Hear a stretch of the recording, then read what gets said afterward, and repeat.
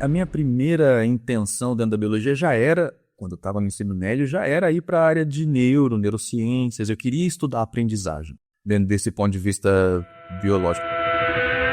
Sempre em experimentos, estudos de biologia, o que você faz é, você está estudando uma relação entre duas coisas, altera uma das coisas e olha para a outra. Então eu alterava a atividade do hipocampo e via como que a amígdala se alterava. Quanto mais memórias que você tem envolvendo uma determinada informação, mais fácil é de você recordar ela em diferentes situações, porque ela está relacionada com outras coisas também. Uma das maiores, se não a maior, causa de mortes no mundo hoje é por falhas cardiovasculares. E é por falhas cardiovasculares porque o estresse prolongado ao que as pessoas são submetidas às suas cargas diárias de trabalho deixam elas em posições fisiológicas e imunes mais baixas, mais vulneráveis. E aí eventos fortes que testam os limites do seu coração acabam te matando. Naruhodô Entrevista, César Coelho. Naruhodô. Como pudência em cada escolha.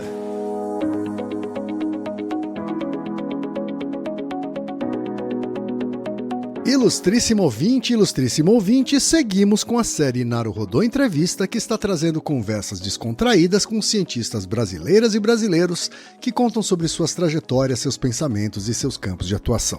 Neste episódio, vamos falar com o César Coelho.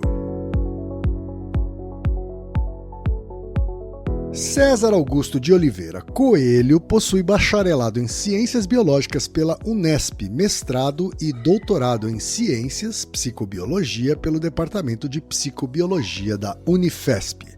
Fez pós-doutorado no Hospital for Sick Children, em Toronto, sob supervisão do professor Paul Franklin, nas áreas de neurociência cognitiva e neurociência de sistemas, utilizando métodos de psicologia experimental, modelos comportamentais em roedores, imageamento tecidual cerebral, por imunohistoquímica e clareamento, tecnologia viral para manipulação de populações neuronais codificantes de experiências, os engramas, e ciências de redes, teoria de grafos, investigando neurobiologia de aprendizagem e memória. Atualmente faz pós-doutorado no IME da USP, sob supervisão do professor André Fujita, investigando interocepção e regulação interna utilizando interação humano-máquina e ferramentas de psicologia experimental. Também está envolvido no projeto Germina, parte do consórcio BrainRise, investigando o desenvolvimento infantil em estudos longitudinais. Vamos então para a conversa com o César?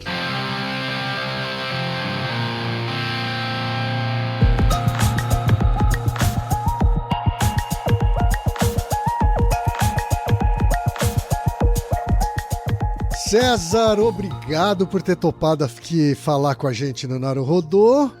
Dá aí seu primeiro salve para as nossas ouvintes e para os nossos ouvintes, César. Olá, pessoal. Salve todo mundo aí. É, para mim, uma honra participar aqui do Naruhodô. Eu sou ouvinte desde o começo, assim, do Naruhodô. E, enfim, é uma felicidade poder participar dessa vez. Imagina, César, a honra é nossa, e eu vou começar com você, como eu começo com todas as pessoas que a gente entrevista aqui no Naruhodô. Eu quero saber onde você nasceu, quando você nasceu e em que contexto social, econômico você nasceu, ô César. Beleza. Eu nasci em São José dos Campos, no interior de São Paulo. Nasci em 87. O contexto social da minha família eram pessoas de Minas Gerais que, na geração da minha mãe, migrou para São José, né? São José tem uma população que veio de Minas Gerais bem considerável, assim. Ah, tá. E aí, então, eu sou da primeira geração, né, junto com meus primos, assim. Então, minha família é gigante. Eu tenho 14 tios, eu nem sei quantos primos eu tenho. E aí, a grande maioria deles veio, assim, para São José na geração da minha mãe. Então, veio os mais velhos, assim, e tal, e foi puxando depois os mais novos, a minha mãe nesse meio, assim. Sei. O contexto em que eu cresci foi um contexto bem pobre mesmo, assim. A minha imagem do bairro onde eu cresci, quando a gente se mudou para lá, era um bairro em formação, então era, tipo, rua de terra ainda. sabe? Eu tenho memória de estar brincando na lama depois da chuva, assim, tomando bolada de lama na cara. Aham. Então, esse foi meio que o contexto em que eu cresci, assim, né? O contexto do tipo de gente que não tem muita oportunidade para ir para a universidade e tal, né? Entendi. E na sua família, você foi um dos primeiros a ir para a universidade? Como é que foi isso? Para uma universidade pública, assim, que teve durante a minha geração, né, aquela, eu não vou dizer crença, sabe, mas aquela perspectiva de que seria o que muda a vida, assim, tal, né, eu sou o único. Nenhum dos meus familiares teve oportunidade de fazer uma universidade, assim. Alguns anos depois, alguns deles fizeram universidade particular e tal, mas, enfim, mais por causa do caminho que eles já estavam, assim, e que ao longo do trabalho deles foram conseguindo ter essa condição. Entendi. Ir para a universidade pública e seguir carreira acadêmica, nossa, eu sou o único e nem é uma coisa que é muito do contexto da minha família, assim. Entendi. Já vamos falar mais sobre isso, ô César, mas você tocou no assunto da sua infância, né? Você passou toda a sua infância lá em São José? Como é que foi? Bom, sim, no sentido de que eu morei em São José toda a minha infância, mas justamente por causa da minha família ser do interior de Minas, a gente ia muito para lá. Eu diria que a minha infância, ela tem um componente que nos últimos anos agora da minha vida me influenciou muito. Começou a entrar de novo como vamos dizer assim, um valor importante, que é o quê? O interior, o mato, a natureza, a interação com a natureza e com a vida que a vida no interior proporciona. E isso foi uma coisa que eu tive ali, sabe? Eu ia muito, a minha mãe solteira, tentando trabalhar e tal, muitas vezes eu ficava na minha casa na casa da minha avó, na casa de uma tia no interior, ou então meu tio me levava pro sítio dele para minha mãe poder trabalhar e também ter um tempo para ela, né, tal. Então, eu tive um contato com a natureza muito grande, assim, um contato com o ambiente rural muito grande. E aí minha infância foi meio que permeada por isso, assim, sabe? Por uma coisa meio híbrida, né? Eu tô em São José, que também já não é uma cidade tão grande e tal, agora que ela se industrializou um pouco mais, e o ambiente rural também fazendo parte da minha vida, assim. Sei.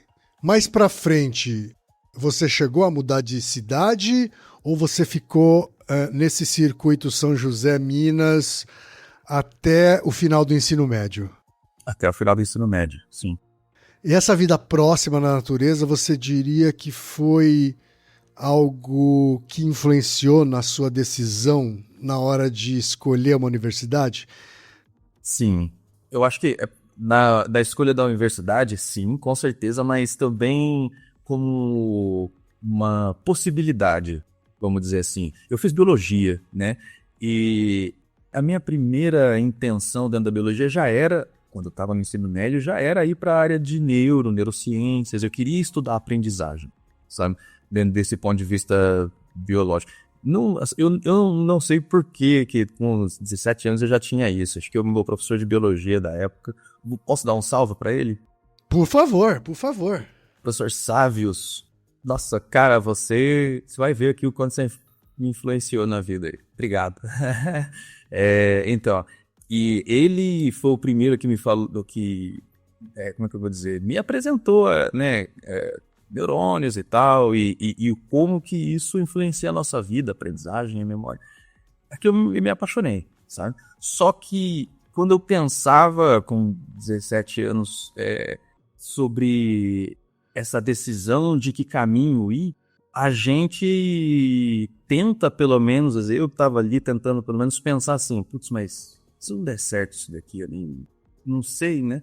E na biologia eu via um pouco da área ambiental também como uma possibilidade. E isso, assim, óbvio que uma influência lá de trás, né?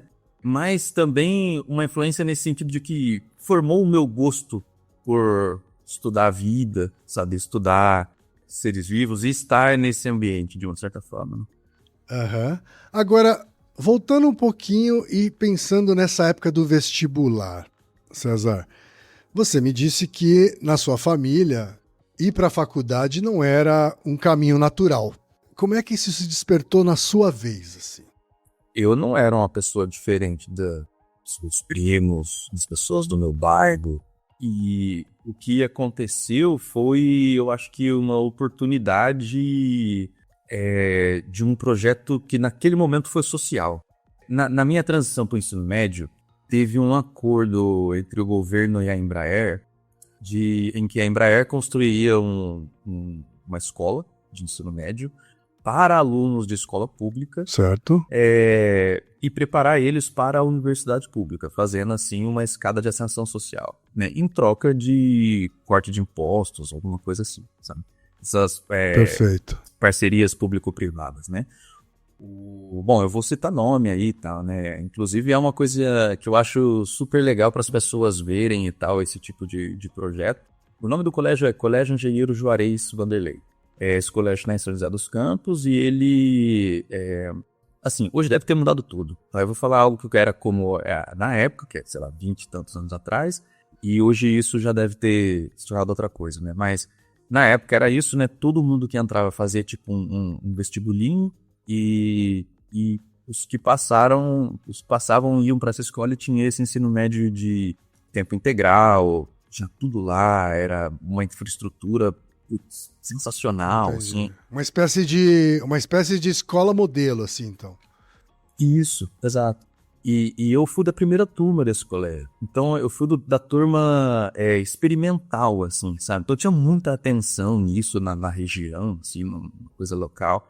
Essa escola virou a escola da Embraer, né? Como ela era conhecida no Vale do Paraíba inteiro. E prestava as crianças as pessoas do Vale do Paraíba inteiro prestava, sabe? São José, Taubaté, Jacareí, enfim. Tinha gente de Minas que vinha morar com parente pra cá pra fazer e tal, né?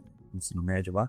Então, essa escola, ela foi o ponto de virada meu e muitas outras pessoas que eu conheci aí nessa escola, sabe? Porque justamente ela fazia isso, ela dava uma educação, ela, vamos dizer, potencializava a gente para poder alcançar lugares que a gente não teria como alcançar. E óbvio que isso vinha num custo. Você pegar uma criança que não foi, vamos dizer assim, emocionalmente, nem no ambiente familiar, nem no ambiente escolar, assim, não foi preparado para aquele tanto de disciplina, a quantidade de ansiedade que a gente tinha ali era muito grande, que afetou a nossa vida depois o resto da vida, sabe? Eu falo com amigos meus do colégio, assim, e eu vejo como que esse puxa, ele, sabe, que o colégio deu na gente, que, cara, mudou nossa vida. Ele também vem com o movimento que a gente teve que fazer naquele momento, que foi um movimento muito grande, assim, sabe? Certo. De alto estresse e tal. Então, essa exposição toda, ela, de uma certa forma, eu até acho que ela preparou a gente pra vida, sabe? De uma forma melhor, assim, enfim. Eu acho que é dialético, né? Você, ao mesmo tempo em que esse estresse te empurra, né? Te possibilita dar esse salto, ele também cria novos traumas, né? Enfim, estica também a saúde mental, né? Ainda mais sendo integral. Agora, isso quer dizer que você foi bem no vestibulinho e foi lá que você conheceu o professor Sávios, que te inspirou aí para biologia, é isso? O professor Sávios é do Colégio Engenheiro Juarez. Era o nosso professor de biologia lá. E eu gostava muito dele porque ele jogava basquete com nós. Tem essas lembranças, assim, ele me aproximei bem. Ô César, você foi fazer faculdade, né? Foi fazer o curso superior no Instituto de Biociências de Botucatu. Isso. Como foi essa escolha também, assim? Como eu falei, quando estava prestando o vestibular, eu queria prestar biologia, né? Mas não foi o único curso que eu prestei. Vamos dizer assim, essa divisão de interesse que eu tinha entre a área ambiental e a área, vamos dizer, área de biomédicas, assim, sabe? Da neurociência. Então eu cheguei a prestar medicina e psicologia também, né? Não rolou. E cheguei a prestar, sei lá, engenharia ambiental e tal. E eu prestei, sei lá, 9 faculdades diferentes, cara. 9 vestibulares, assim, né? Então, a Unesp foi onde eu passei, sabe? E ainda passei de lista, assim. Então, me chamaram depois, sabe? Então, foi, assim, sendo bem sincero mesmo, foi aonde deu. Aonde rolou, eu fui. Como é que é o campus de Botucatu e como é que foi sua adaptação de ir morar numa outra cidade? Como é que você foi sozinho? Você morou na República? Conta um pouco mais. O campus, você falou, é o IBB, né? O Instituto de Biociências, da Unesp de Botucatu, né? Uhum. E a Unesp tem essa característica de os campi dela serem todos pulverizados ao redor do estado, né? Sim. Então é um campus pequeno e tinha na época, sei lá, 10 cursos ali, todos da área de ciências da vida, né, biomédicas ou da área ambiental. Então, para mim, eu achei ótimo. Eu gostei muito de ir para lá, sabe? Existiam algumas coisas na minha época de uma cultura aquela cultura de trote, assim, que era meio tóxica e tal, sabe? Algumas coisas, pela teatralidade, eu até entrava quando era uma brincadeira que eu via que era saudável, outras, enfim, são memórias aí que estão aí. Mas que uma coisa que elas colocavam, que elas me colocaram, me expuseram, vamos dizer assim que eu entrei, e aí eu acho que é legal falar sobre isso, assim, porque você puxou no primeiro, quando eu falei da minha infância, a questão demográfica, né, a questão socioeconômica e tal. E aí a gente pula para esse ponto onde eu já comecei a fazer um movimento que ninguém na minha família nunca fez, né? E sim, fiz sozinho. E então, quando você pega um menino sozinho, assim, e vai para a universidade, que bom, quem que ocupa até hoje a universidade? Desculpa aí, eu venho com o meu palavreado da periferia, é o playboy da classe média alta. Sim. Então, isso causou... Eu não tinha uma ideia de classe, assim, muito bem formada na minha cabeça. Eu não sabia muito como lidar com ele. Não era muito um ser político, vamos dizer assim, sabe? Mas ter que lidar com essa galera de cabeça diferente, pra mim, foi muito difícil. Sabe? Muito difícil. Porque... E outra, não só com eles, mas com essa diversidade. Porque ali foi o primeiro momento que eu falei, cara, eu sou bem diferente dessas pessoas. Eu sou muito mais grosseiro, porque na periferia você tem que falar grosso, cara. Sabe? Você tem que se colocar e tal. As pessoas não pensam como eu. Eu tive muito conflito com isso interno. Que eu não entendi naquele momento, eu só fui entender anos depois, sabe? Mas eu já assim, principalmente nessa questão do trote aí, por exemplo, eu já cheguei a, sei lá, chamar um cara pra porrada, falar que você tá pensando que você... Sabe, entendeu? Então, tipo, aconteceram conflitos, cara. Aconteceram muitos conflitos nesse sentido por eu estar navegando num ambiente que nunca ninguém tinha me apresentado. Eu nunca tinha navegado na minha vida com pessoas que eram de ambientes que eu também eram totalmente desconhecidos para mim, com regras sociais que eram desconhecidas, sabe? Isso me afetou muito, assim, muito.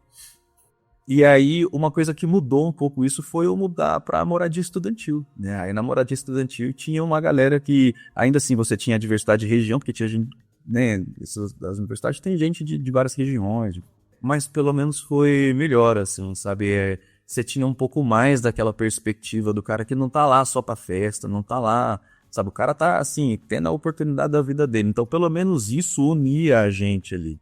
Entendeu? Certo. E aí isso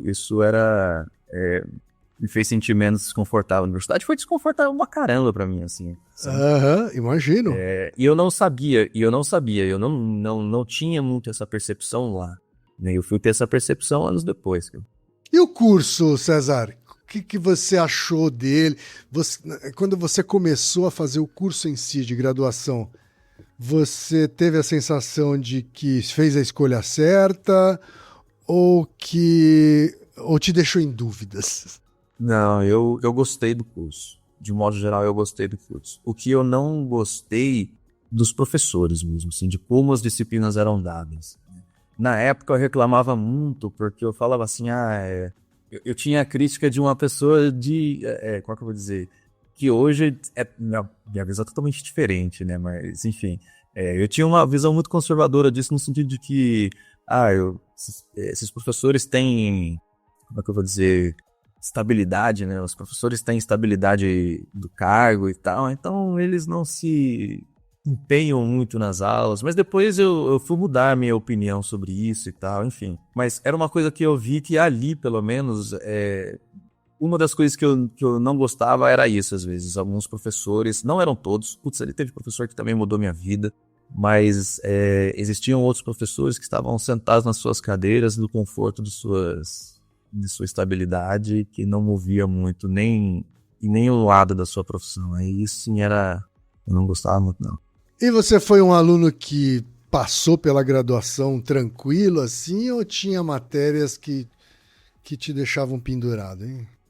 Ah, tinha matérias que eu odiava e o professor passou porque ele não reprovava ninguém. Então eu falei, não, esse cara aí teve isso. Mas é difícil, sabe? Porque eu fui perceber depois o quanto que isso me fez falta, cara. No sentido de que cada disciplina que tem ali, você tem, enfim. Acho que o Altair falou disso em algumas coisas já, né? O quanto que as pessoas dividem a ciência e os saberes, né, em caixinhas isoladas.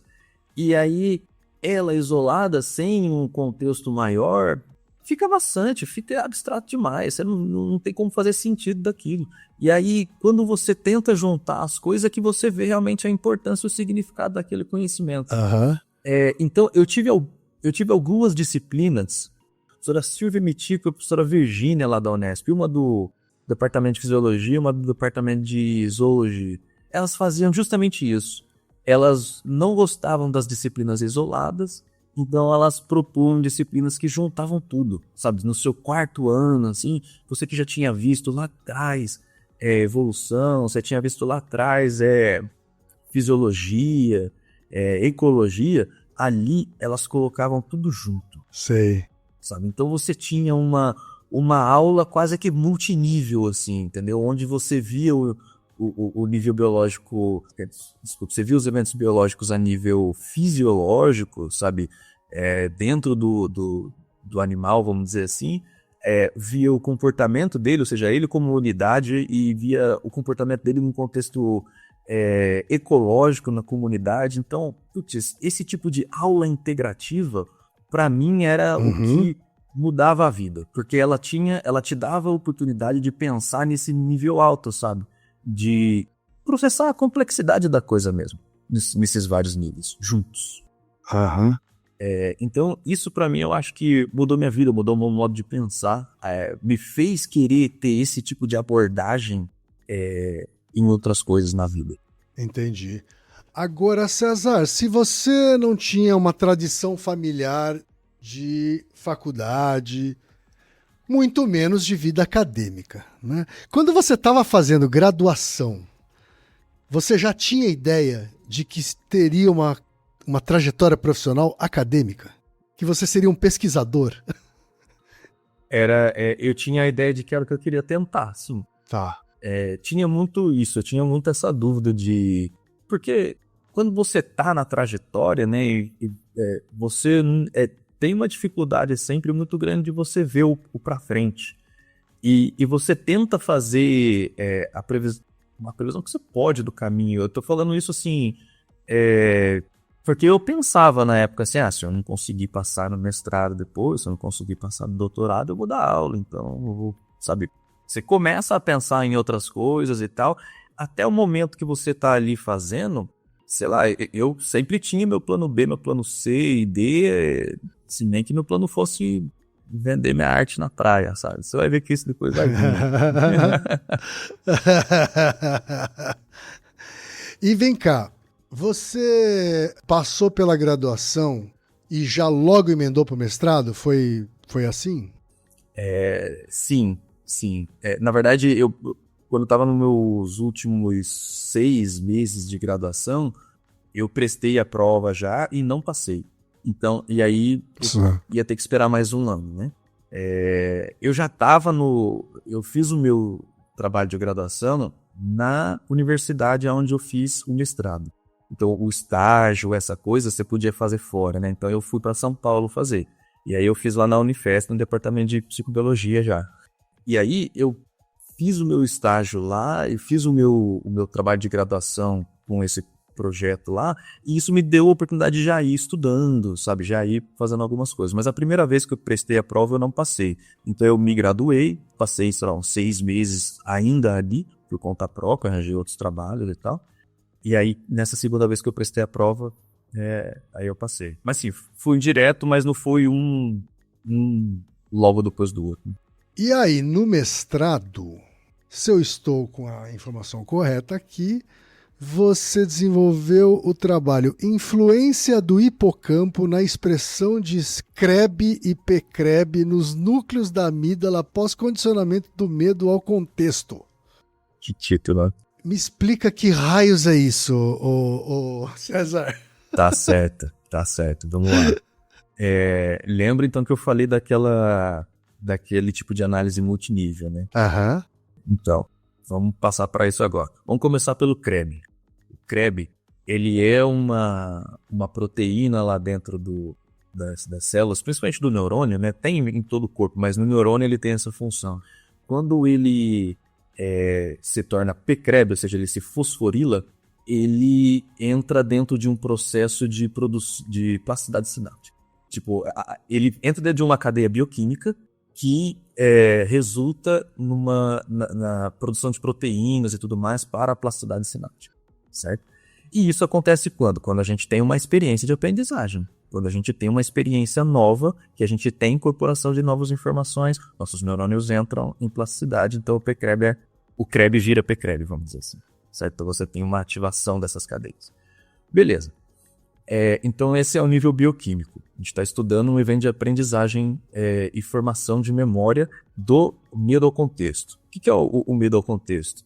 Você passa por uma experiência dentro de um ambiente ou uma situação, uma circunstância, e você cria... essa experiência ela é aversiva, ou seja, você tem uma experiência de medo ali dentro, e é justamente essa experiência, a formação da memória dessa experiência que a gente está lidando.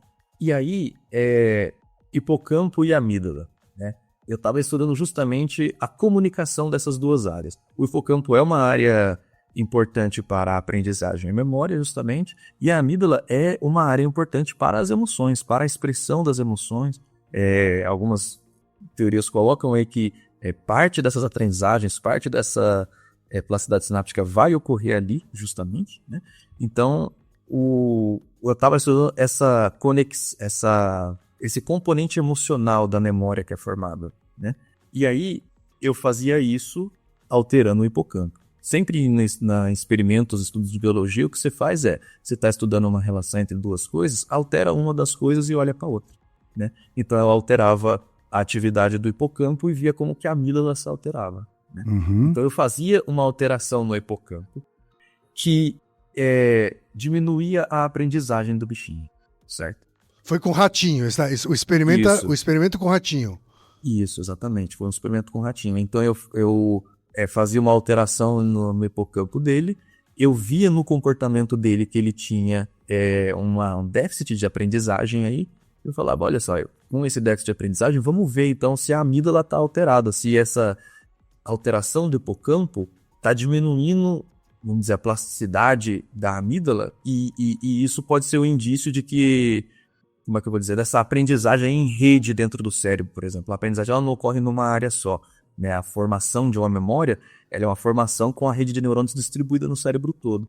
Então, quando você tem esse impedimento no hipocampo, ele vai diminuir as conexões e a plasticidade que ele induz assim, em outras regiões. E aí a gente viu na amígdala. Entendi. Entendeu? Então, veja como a gente está olhando para dentro do neurônio, vendo as cadeias bioquímicas. A gente está olhando para a rede de neurônios numa perspectiva um pouco mais morfológica ou anatômica. E a gente está olhando para a psicologia, para um evento comportamental do animal. Sabe, não um evento comportamental, mas um fenômeno que altera o comportamento desse animal. Entendi.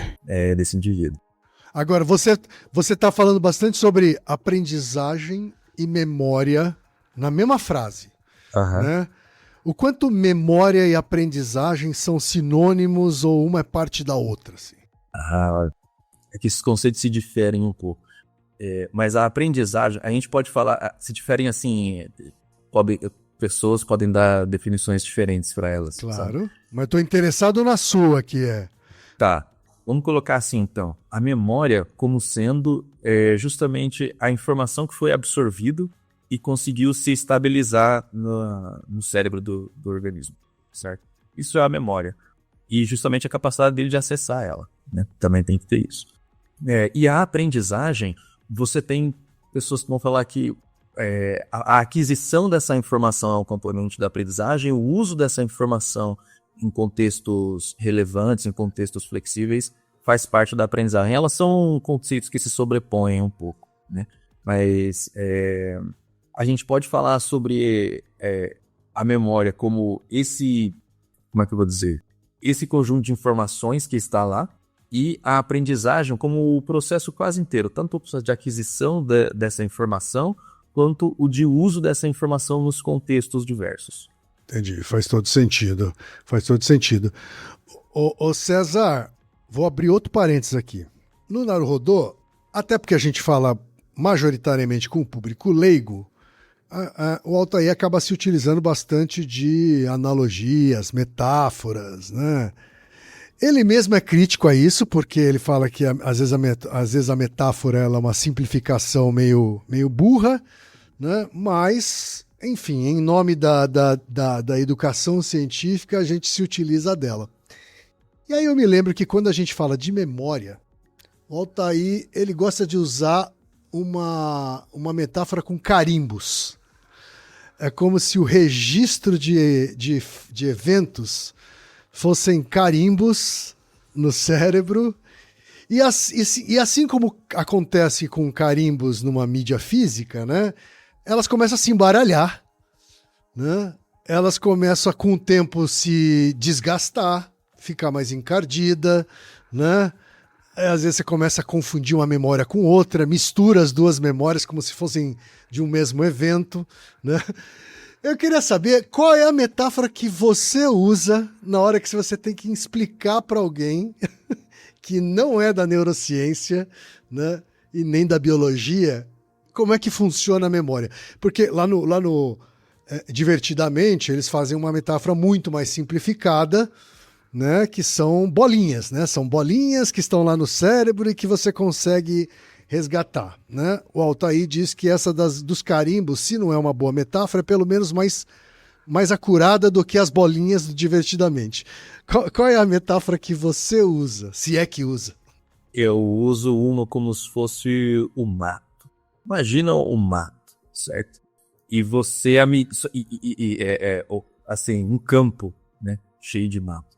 E você precisa ir ao outro lado. Sua casa está de um lado e, vamos dizer, a vila está do outro lado. Ou então o lugar onde você planta está do outro lado. E você precisa passar por esse mato. E, assim, o mato está sempre crescendo. Mas à medida que você vai passando por ele, os lugares pelos quais você mais passa vai formando uma trilha. E se você começar a passar ali com um carro, vai formar uma estrada. E se você for se utilizar bem, muito mais, numa escala maior dessa estrada, você asfalta ela. E todas essas coisas são a partir da prática, né? De você ir por essa estrada. O que eu quero dizer com isso? A aprendizagem e a memória, ela é justamente o resultado dessa prática. É o resultado de você ter que atravessar esse campo. E quanto mais você atravessa esse campo, mais a plasticidade que vai sendo gerada, ela vai formando essa estrada, ela vai facilitando o seu acesso. Então, sim, você tá carimbando, assim, se eu for usar a metáfora do Altair, por exemplo, beleza, você tá carimbando. Só que você pode, por exemplo, não virar o carimbo depois para ele sair um carimbo de ponta cabeça, sabe? Você pode colocar ele próximo, você pode colocar ele... Então, quanto mais próximo um carimbo do outro, ali mais manchado vai ficar aquele ponto do papel. E aí mais fácil fica de acessar aquilo. Isso, mais fácil fica de você ver aquilo, mais fácil fica você de cruzar esse campo, entendeu? Agora a questão ela é a seguinte, você sempre tem aí, por exemplo, se você for uma trilha, se as primeiras experiências vão formar uma trilha. Na hora que ela tá numa estrada, você tá atravessando por vários pontos isso, né? Já não é mais aquela informação precisa da trilha. Uhum. O que eu quero dizer com isso? Quando a gente começa a passar por ela e forma uma trilha, ela vai ter uma certa largura. À medida que a gente aumenta a quantidade de passagem por lá, essa largura vai aumentando. Uhum. A passagem vai ficando mais fácil por espaços cada vez maiores, mais largos, né? Como é que isso se assemelha com a memória? Quanto mais vias você cria, mais fácil é de você lembrar de uma coisa. Quanto mais memórias que você tem envolvendo uma determinada informação, mais fácil é de você recordar ela em diferentes situações. Porque ela está relacionada com outras coisas também. Entendeu? Então, quando você tem uma memória ou uma informação que é relacionada com muitas outras, o acesso a ela é uma estrada asfaltada, cara. Agora, se você teve uma quantidade muito pequena de experiências, talvez uma experiência com uma coisa, você só tem uma trilhinha para acessar aquele lugar. Uhum. Entendeu? Você só tem uma pequena trilha para acessar ele. Então é mais difícil. Você tem que voltar justamente por essa trilha. E o mato está crescendo. Então, se você demorar para ir para lá de novo, você pode esquecer onde é. Você pode perder partes da trilha e ter que ir por outros lugares. Entendeu? Isso daí é quando o Altair fala que a coisa fica meio imprecisa, porque daí você fez um carimbo que pegou metade do outro, a outra metade tá fora. Aí já não tem mais a forma do carimbo, né? Fica tipo um borrão preto ali, né? Então, certo. Isso é essa questão da imprecisão. Muito dessa imprecisão vem por experiências ligeiramente diferentes, ou até pelo tempo que a gente teve a última experiência, sabe? Faz todo sentido. Faz todo sentido. Inclusive, acho que você trouxe uma nova variável aqui, que é frequência, né? Assim, então, quanto mais você, sei lá, ensina uma determinada coisa, você também está reforçando a memorização daquilo, né? Que você está ensinando. Isso. Quando você está ensinando... Olha que louco isso. Quando você está ensinando algo, você está trazendo as informações de volta para você, certo? E aí, nisso, o que você vai fazer? Você está fazendo isso contando para outra pessoa, o que está ali, as informações que você trouxe à tona e que você vai julgar mais relevantes. Ou seja, você já está fazendo um julgamento lá dentro, né? De o que é mais importante você dizer para essa pessoa. Quando você faz isso muitas vezes, você cria ali na sua cabeça até um outro conceito ali, falando, ó, essas são as coisas importantes para dizer, as outras não. E isso muda o seu próprio traço de memória sobre isso. Você reordena a importância dos fatores que você vai expor. Sim. E eu tô até aqui imaginando, aqui pensando na sua metáfora, um professor que ensina há anos uma mesma teoria, ele tá alargando essa estrada, né? Porque ele tá o tempo todo repetindo aquela informação, enquanto que para o aluno que está ouvindo pela primeira vez, tá acontecendo só a primeira trilha. Exatamente. Gostei dessa metáfora, César, gostei. Ô César, aí você já começa a dar aula no final do mestrado ou você só começa a dar aula depois do doutorado? Como é que é isso? Então, eu nunca dei aula, cara. Assim, na universidade... Nunca deu aulas? Nunca... Como é que pode um doutorado com pós-doc não querer dar aula? Você gosta mesmo de pesquisar, é isso? Então, perdão, deixa eu refazer minha fala. Não é que eu nunca dei aula. Eu nunca dei aula, assim, nas disciplinas da universidade, essas coisas eu nunca peguei. Só no pós-doc? Nem no pós-doc, cara, nem no pós-doc. O que eu sempre fiz foi organizar cursos de extensão, né? Então, lá na Unifesp, por exemplo, a gente tinha os cursos de verão de psicobiologia, né? A gente tinha a semana da biologia, a semana do cérebro. A semana da biologia era lá em Botucatu. Então, dessas coisas eu sempre participei, né? Mas nas disciplinas mesmo, eu nunca peguei nenhuma disciplina para dar. Eu sempre me foquei na pesquisa mesmo, sabe? Até mesmo porque eu tinha um pouco dessa crítica que vinha de Botucatu, porque parte das minhas críticas a esses professores que eu falei lá era, os caras não vêm dar aula, bota o doutorando para dar aula, o cara às vezes não tem aquela didática, então isso me incomodava. Então eu não tinha o contexto para fazer isso no departamento que eu fiz o mestrado e doutorado, sabe? Os professores queriam dar essas aulas, era uma maneira de ver isso diferente. Então eu não tive muita oportunidade ali Na psicobio, não... Mas você nunca foi atrás, assim, não é que é uma coisa que você foi atrás, loucamente, assim, é isso? Exatamente, porque justamente quando eu estava no doutorado, os outros doutorandos já iam para as universidades, para outras universidades, às vezes particular e tal, dar aula.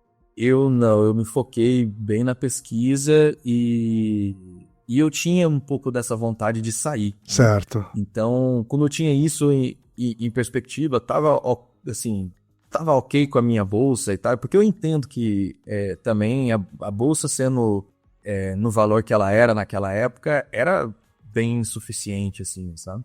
Então eu regulava muito o meu modo de vida e eu tava ok com isso, sabe? Enquanto as outras pessoas que querem ter até, sei lá, não vou dizer que um pouco mais, sabe? Enfim, quando a gente fala do valor da bolsa aí, é sempre difícil, né? Aham. Mas a questão é que muitas pessoas optavam por fazer um complemento da renda, tendo aulas ali e tal, e eu tava meio ok, assim, sabe? Eu tava conseguindo ter uma vida ok com isso e resolvi me focar em... Não que outras pessoas também não fizeram, é isso que eu quero dizer, entendeu? Porque a pessoa poderia perfeitamente trabalhar e depois fazer o seu plano para ir para fora e tal. Mas eu me foquei um pouco mais nisso, assim. Entendi. E você é casado, ô César? Hoje eu sou. Desde quando você é? É pós-doutorado? Eu sou casado desde 2023. Eu casei em outubro de 2023. Ah, então é bem recente. É bem recente, é bem recente. Então vamos falar antes do seu doutorado. Você termina o mestrado, como é que foi a apresentação do trabalho? Foi numa boa? A banca foi gentil com você? Foi bem tranquilo. No mestrado foi bem tranquilo. Aí você emenda pro doutorado.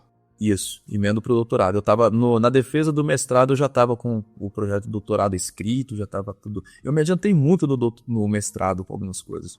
Então, né, essa transição aí, ela teve acho que uns 2 meses, assim, entre um e outro, e já tava tudo meio que ok. E eu vou aqui ler o trabalho. Vamos falar primeiro do doutorado, depois a gente fala do período de sanduíche que você fez também. Mas o trabalho foi rede córtico-amidalar envolvida na compensação do hipocampo dorsal na aprendizagem do medo contextual. Pelas palavras, é uma evolução do seu estudo do mestrado, tô certo? Isso, exatamente. Mas qual a diferença aqui? Tá, a diferença é no tamanho do sistema que a gente considera. Então, lá eu considerei só como que uma alteração que afeta a aprendizagem, uma alteração no hipocampo, né, que afeta a aprendizagem, como que ela altera a atividade da amígdala. Aqui, a gente está falando de uma outra alteração que não altera. Basicamente, o que eu estou falando aqui é o seguinte: eu posso remover o hipocampo do animal e existem algumas aprendizagens que ele ainda é capaz de fazer, apesar da importância que o hipocampo tem para a aprendizagem, entendeu? Aí eu falei assim, o detalhe está do conteúdo dessa aprendizagem. É um conteúdo diferente, entendeu? Mas a rede cerebral se reorganiza, e aí essa é a compensação do hipocampo. A rede cerebral se reorganiza para aprender o que pode, na falta do hipocampo. Ela tenta emular o hipocampo, mas nunca vai ser o hipocampo, é isso? Não é emular o hipocampo, porque ela não está preparada nem morfologicamente. Assim, a gente tem que pensar o seguinte, só para falar sobre o lance de emular, na biologia, cara, a morfologia, ou seja, a forma das coisas, ela meio que determina a função das coisas. Ela tem uma forma que é adaptada para exercer aquilo que ela faz, e só aquilo. Uhum. Então ela não pode, outras áreas não podem suprir a falta do hipocampo. O que acontece é que no cérebro você tem uma organização de rede. E essa organização de rede, ela é adaptada. Tem, assim, uma linha de pesquisa sobre como que o cérebro evoluiu, né? Como que a organização cerebral evoluiu e se adaptou. E aí tem a ver com isso, né? Por exemplo, o hipocampo, o que ele faz é integrar as informações dentro de um contexto que faz sentido. Vou tentar explicar isso.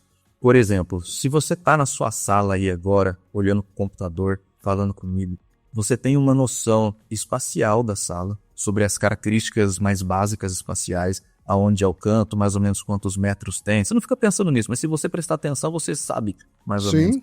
A cor, os objetos que estão aí, tudo isso, todas essas informações estão distribuídas no cérebro, desde o córtex visual primário, secundário, auditivo, o córtex auditivo, tudo isso está com pequenas informações, partes da informação.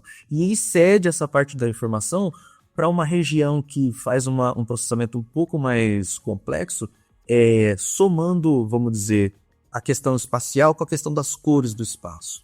Sonando os sons que você ouve com os sentidos que ele tem de cada palavra, sabe? Então vai somando todas essas informações e elas vão sendo integradas à medida que ela avança, que esse sinal avança para regiões que recebem tudo isso. E aí a função dessas regiões é receber essa informação e integrar elas.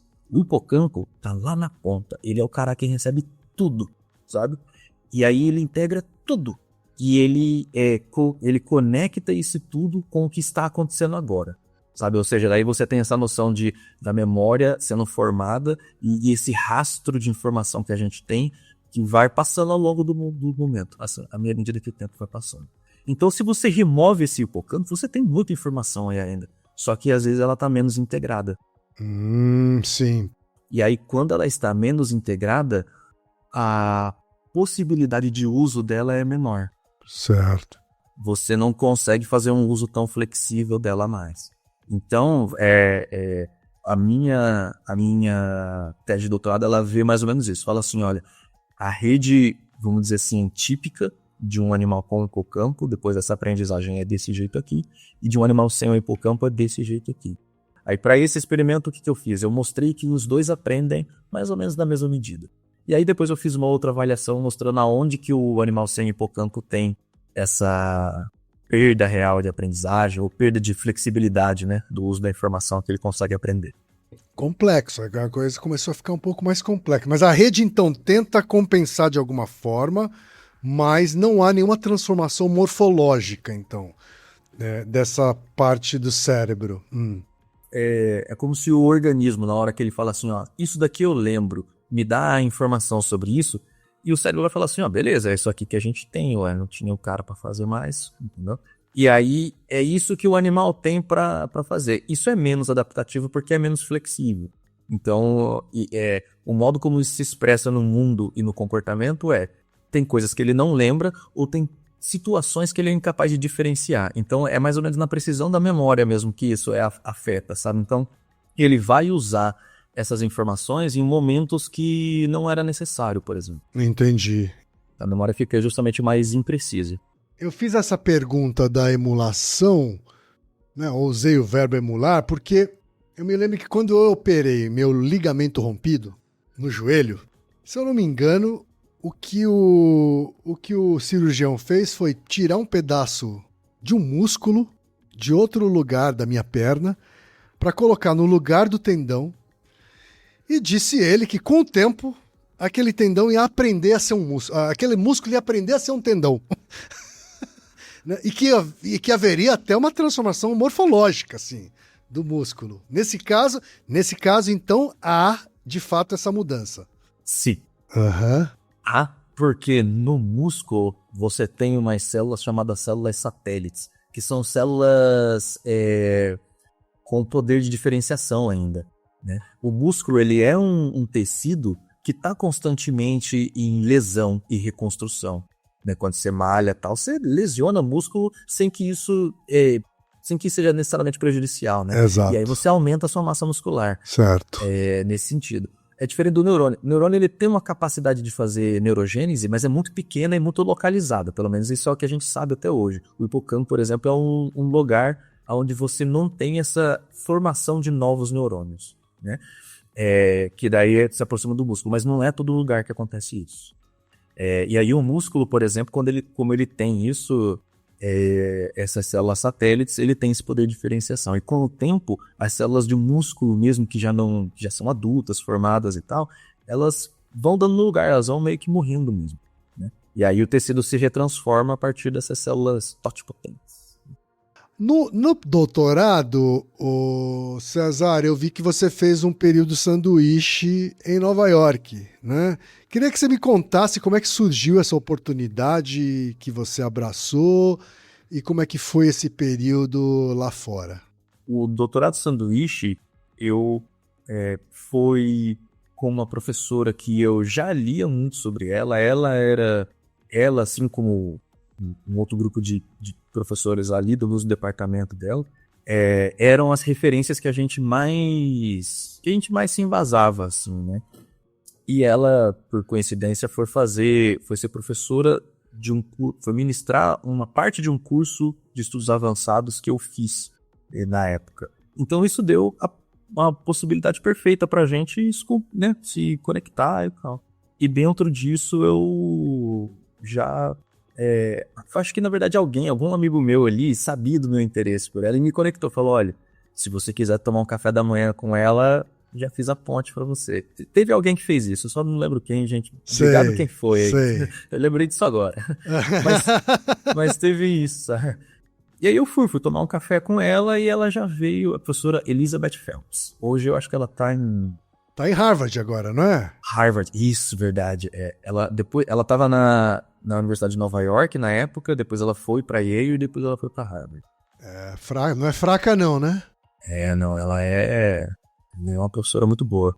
Aí quando eu fui tomar o café da manhã com ela já veio direto ao assunto. Falaram que você tá com interesse aí, como é que é? Você tem dinheiro pra vir? Tipo, você tem, sabe? Você tem dinheiro no sentido de você tem financiamento? Ou eu tenho que te pagar, sabe? Sim.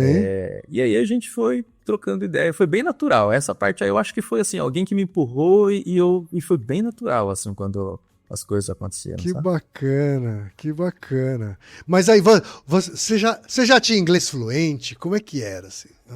Eu já me virava. No inglês eu já me virava. Isso é uma coisa que é interessante. O meu inglês, quando eu tava ainda lá na periferia de São José, eu gostava de inglês, sabe? Ali eu já me diferenciei. Tinha alguns amigos nerds meus que jogavam RPG com eles, assim, e a gente tinha livro que só tinha acesso em inglês, então isso foi um pouco da influência que eu tive, da influência nerd, assim, que me desenvolveu o gosto do inglês pra mim. Mas você foi um autodidata, assim? Em partes, eu acho. Eu tinha interesse, sabe? Mas eu tinha muito amigo que gostava também ali no bairro, né? Então a gente meio que fazia coisa junto, treinava, falava junto, sabe? A gente gostava muito de filme nerd, de cenas assim que são. Então a gente treinava, eu acho, o nosso vocabulário, o nosso dizer, assim, né, com filme, com coisa, assim, com música, sabe? E depois, sim, eu acho que eu cheguei a fazer um curso de 1 ano ou 2, mas a gente não tinha muita condição, então eu acabei saindo. E na faculdade, justamente, eu tava falando daquela coisa do músculo, né? Na faculdade eu fiz um projeto de iniciação científica com músculo, justamente. E aí foi quando eu comecei a ler artigo científico em inglês, pesadíssimo. E aí sim, desenvolveu bem a leitura, sabe? Do inglês, assim. E no final da graduação eu também consegui ter, com essa bolsa de iniciação científica, que eu nunca gastei, né? Eu guardei ela. Teve uns amigos meus que falaram, a gente tá fazendo esse negócio aqui pra ir pros Estados Unidos por, sei lá, 3, 4 meses. Então eu usei esse meu dinheiro que eu não tinha gastado para fazer uma primeira experiência internacional, né? E aí foi quando... tá. Isso no finalzinho da graduação, assim, sabe? Certo.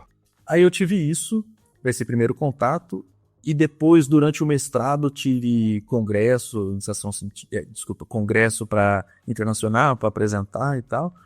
E esse contato com ela, a conversa com ela, já estava nesse embalo, assim. Então ali eu me virei bem, já tinha um inglês que dava para me virar. Mas essa experiência de estar lá durante esse 1 ano, ali me mostrou como o meu inglês ainda precisava ter um avanço cultural, sabe? No sentido de conseguir entender os contextos complexos que aconteciam ali, sabe? Então eu eu me sentia muito no escanteio de algumas discussões, de algumas conversas, porque eu via que eu não tinha a maturidade do inglês para conseguir entrar em algumas conversas, sabe? Entendi. E essa é uma dificuldade que tem muito, de que as pessoas têm muito, assim, né? As pessoas que vão para fora, às vezes no sanduíche e tal, sabe? E que não tem, cara, você vai falar com quem sobre isso? Você tá lá sozinho. E é uma coisa que é necessária para você, então você vai ter que aguentar no tranco até essa dificuldade não existir mais, até a prática vir e, de fato, melhorar a sua performance a ponto disso não ter mais diferença, sabe? Então, esse primeiro ano que eu passei lá, teve muito isso, muito mesmo. Mas que, sei lá, era um laboratório muito bom, então as pessoas eram... E com pessoas que foram compreensivas com isso, vamos dizer, sabe? Então ajudou bastante. Você ter uma cultura na universidade de receber pessoas do mundo inteiro ajuda bastante, né? Que haja um acolhimento, né, de pessoas que usam o inglês como uma segunda língua, né? Não como uma língua nativa, né? Exatamente. Acho que isso é cultural até. César, esse sanduíche, você conseguiu aproveitar para o seu trabalho em si? Para o trabalho em si do doutorado? Para minha tese de doutorado, não. Mas ele expandiu a minha área de pesquisa muito, dentro do mesmo tema. Porque lá eu não fui estudar rato, eu não fui estudar as coisas do ratinho, eu fui estudar humanos. Mas era o mesmo conceito dentro da psicologia. Eu estava usando os mesmos testes psicológicos, só que adaptados para os humanos, né? Então o tema de pesquisa ele era basicamente o mesmo, só que com outro tipo de sujeito. E as conclusões que você tira são outras, né? Nesse sentido, sabe? Qual a diferença de fazer o mesmo teste com rato e com humano para quem está pesquisando, assim? Você diz na rotina laboratorial ou na construção do... Não, no resultado mesmo que você obtém, assim. Porque é como se você estivesse pulando uma etapa, não é assim?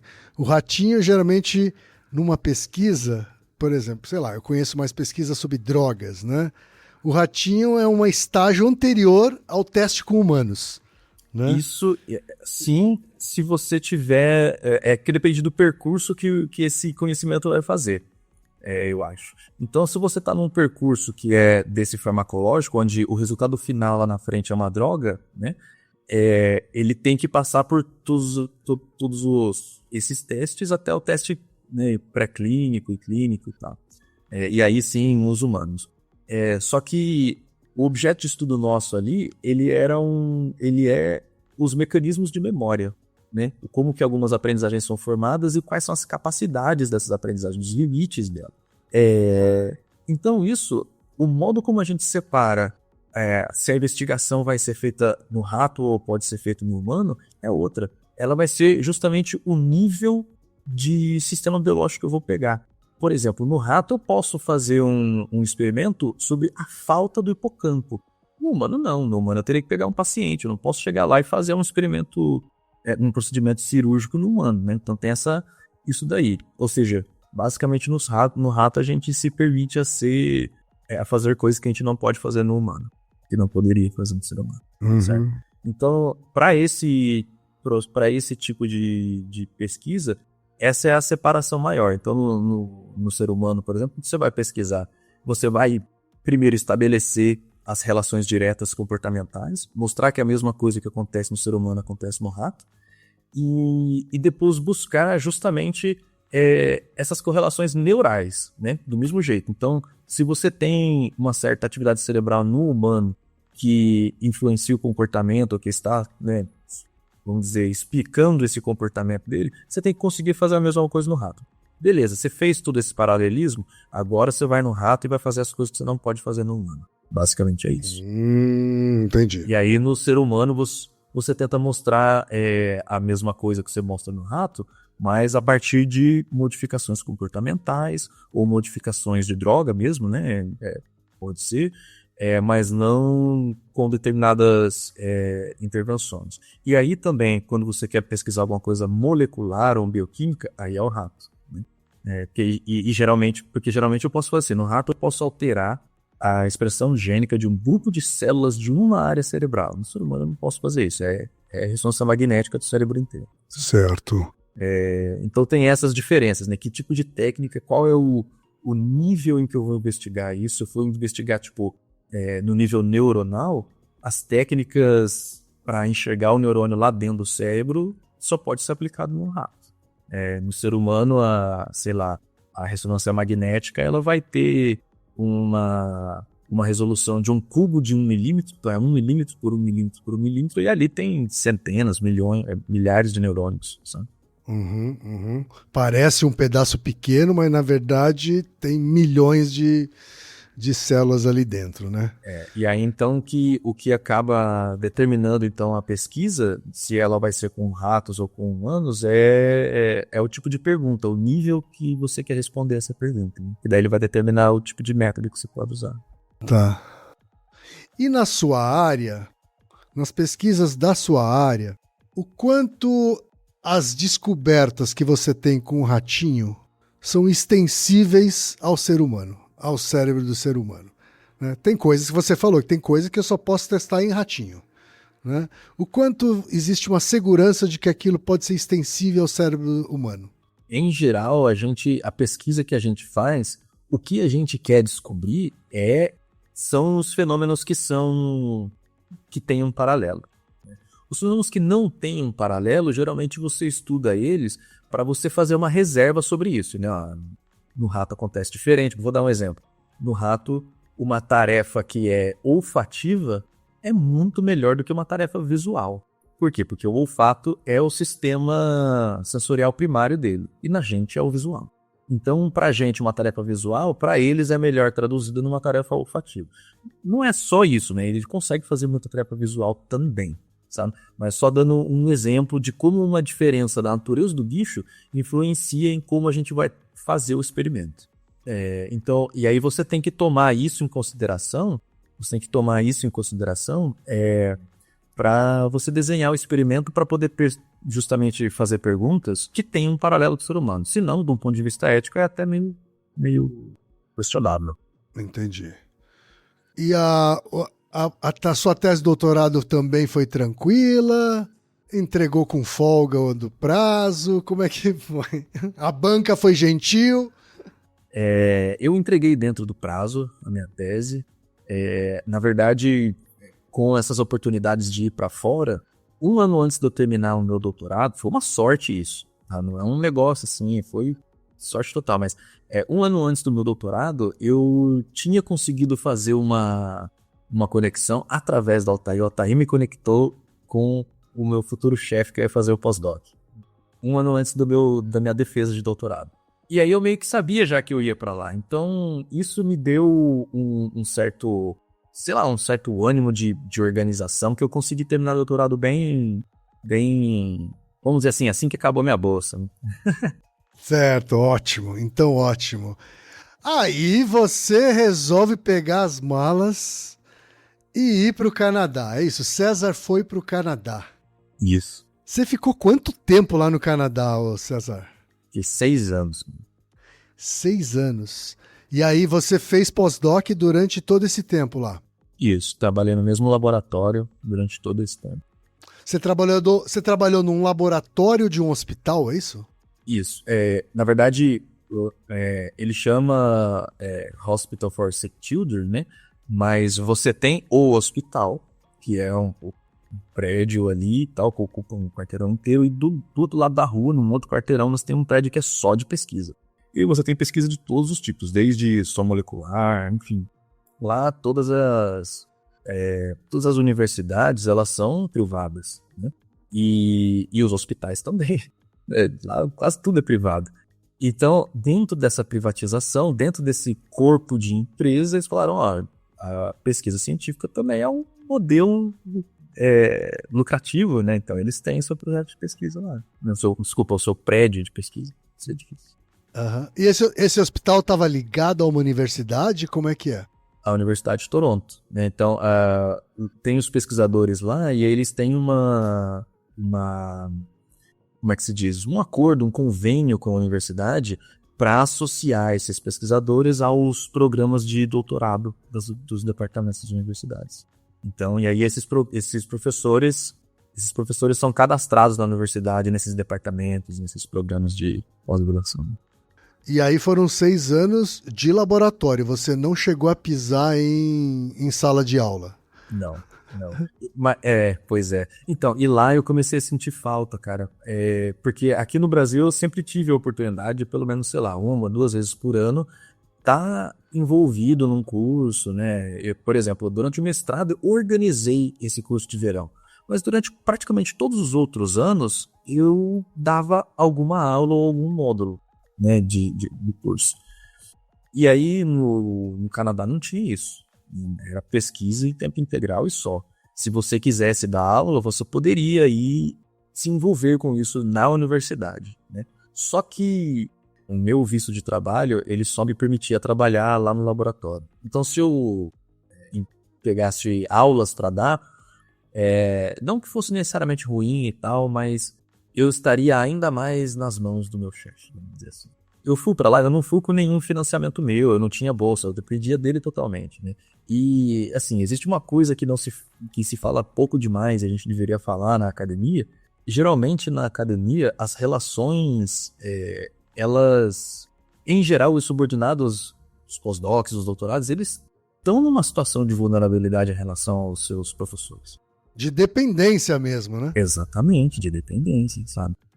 Ainda mais quando você não tem o seu próprio financiamento. E aqui, cara, no Brasil, eu vinha, assim, sempre tendo bolsa das melhores agências lá, isso não significou nada, sabe? Então eu não tinha financiamento. E eu tava totalmente na mão do meu chefe nesse sentido. Então, se eu fosse buscar uma outra atividade para fazer isso, eu criaria uma vulnerabilidade para ele chegar e falar, você para de dar aula, senão eu vou tirar o meu sponsor do seu visto. Teria que ser muito bem negociado com ele, assim, né? Exato. E ali eu já saquei, assim, no primeiro dia, que ele tava ali pra, assim, me ver produzir. Então eu sabia que se eu fosse buscar alguma outra atividade, isso criaria um conflito. E assim, é a mentalidade que você tem ali, que é diferente. É uma competição muito mais acirrada, envolve milhões, sabe? É um contexto onde envolve muito mais dinheiro e uma corrida, vamos dizer assim, muito grande deles, dos professores lá de fora, e uma corrida que faz as pessoas fazerem tudo, cara, de tudo. Eu vou dar um exemplo pra você, assim. Uhum. Lá, a quantidade de casamentos dentro da academia é um negócio absurdo, porque é uma maneira de você aumentar a sua produtividade. No sentido de que quando você casa e você se aproxima academicamente, você vai se envolver nos projetos do seu cônjuge também. Isso acontecia muito, o meu chefe era assim, entendeu? E imagina essa dedicação de vida à sua carreira, entendeu? O que esse tipo de pessoa que é capaz de fazer isso com a sua própria vida não vai fazer com as vidas dos seus pós-graduandos? A pessoa é capaz até de se casar para ter mais produtividade? Exatamente. Então, era esse ambiente, não era um ambiente fácil, cara, sabe? Mas eu sabia que eu tava ali pra isso. Inclusive, o próprio Altair, quando ele botar o cara na roda, tadinho, né? Mas quando a gente tava conversando comigo, ele me avisou, cara, sobre isso. Ele me falou, aí os caras vão arrancar teu couro, mas você vai ter que ir pra produzir. Então você tem que saber o seu limite e tal, essas coisas. Então teve disso e tal. E sob o ponto de vista de infraestrutura, assim, quando você teve contato com um laboratório nesse hospital canadense, você teve um choque em relação aos laboratórios que você trabalhou aqui no Brasil? Eu tive vários choques. O primeiro choque é que tem muito dinheiro sendo jogado fora, cara. Muito dinheiro sendo jogado fora, sabe? Por desleixo mesmo. Olha, eu tô começando a vir aqui e já tô, né, arregaçando com o pessoal, mas é isso, cara. Não, mas é pra falar a verdade, então, eu vou dar um exemplo pra você. Existe um equipamento que se chama criostato. O criostato, não sei se o Altair já falou, ele é um equipamento que dentro dele fica menos 18 graus e você coloca ali um pedaço de tecido congelado para você cortar em fatias pequenininhas, assim, finíssimas, que você olha no microscópio depois. Então é um negócio super delicado, sabe? E aqui no Brasil, nos departamentos todos em que eu rodava, o criosstato, ele era uma coisa tratada assim, não pode quebrar, mano. Toma cuidado com essa bagaça, cara. Aham. E lá, o negócio era porco. Sabe? Era jogado. Então, assim, putz, você precisa de mais, lembra? Compra, tem um monte aí. Então, isso já me causou um mal-estar, sabe? Nos primeiros momentos de ver isso. Era muito rico. Você tinha muita possibilidade. E você tinha muita gente no laboratório. Muita gente. Eu nunca tinha visto tanta gente no laboratório. Mas tinha muito desperdício. E tinha muito desperdício, cara. Muito desperdício, sabe? Então, era... Enfim, me causou... Aquele mesmo conflito que me causou lá na graduação, onde eu tava dando os Playboy de classe média alta, ali agora tá batendo um outro choque, entendeu? Com essa parada, cara. E aí, beleza, isso foi... Eu comecei a aprender a lidar com isso do meu próprio jeito. Falando, eu não vou fazer essas coisas, então... enfim, né... Vou buscar a minha própria formação, meu próprio trabalho aqui e minhas próprias rotinas, assim, de limpeza. Uhum. Então teve esse choque, sim, sabe? Teve um choque... eu vou citar vários aqui, qualquer coisa você me para aí, cara. Mas teve esse choque no laboratório, teve um choque cultural fortíssimo, porque as pessoas falam, o canadense é uma pessoa que super abraça. Eu pensei, assim... no nosso jeito brasileiro de agregar as pessoas. Que nada, cara. As pessoas no Canadá são extremamente frias. Individualistas, nossa, talvez mais do que o estadunidense, sabe? Só que ele é tímido, ele é mais introspectivo, então ele não fala, entendeu? Para o canadense manter as relações é meio... Olha, é uma generalização, óbvio, não se aplica a todo mundo, mas os estigmas culturais têm isso. E aí lá no laboratório, uma coisa que eu percebi muito e que eu percebi na sociedade também, que funciona do mesmo jeito, é assim, você como não nativo no sentido de você não é o caucasiano que nasceu ali, que foi para a universidade ali, você não vai conseguir ter um nível de comunicação que faz jus à comunicação cultural que eles têm. Então a comunicação das pessoas que não é verbal, ela é cultural, ela é de expressão, e é por isso que quando a gente vê um brasileiro no exterior, por exemplo, isso, nossa, cara, faz a gente ter uma comunicação que a gente não consegue com outras pessoas, sabe? Desde o modo de falar, de usar a entonação, dos mesmos valores, das semelhanças, né, de eventos na vida e tal, e isso causa não só um conforto, mas um nível de comunicação que a gente não tem. E aí, assim, para eles, se você não atinge isso, eles não vão se aproximar de você. Então tem essa dificuldade, sabe? Eu senti muito essa dificuldade. E tinham muitos asiáticos lá que sentiam demais essa dificuldade. E eles formavam uma panelinha deles, assim. Certo.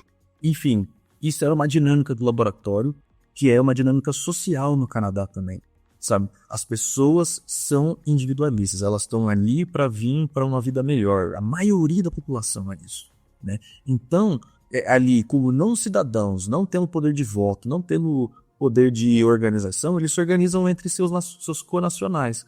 E essas panelas viram também comunidades da sociedade, sabe? Vamos dizer assim, um intercâmbio limitado entre elas, e em geral esse intercâmbio ele é feito por pessoas que se casaram, né? Tipo, vou citar um exemplo aqui, lá tinha um brasileiro que se casou com uma chilena, abriram um lugarzinho que tinha comida dos dois lugares, assim, sabe? Então esse tipo de intercâmbio que acaba sendo cultural, né?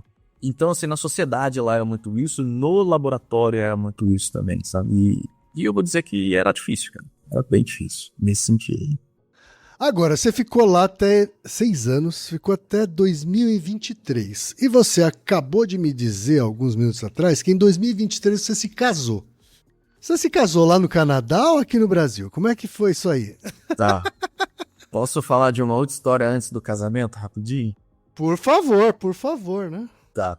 Com essa história toda que eu contei sobre o ambiente social não ser favorável, lá também o ambiente de pagamento de acadêmico também era difícil.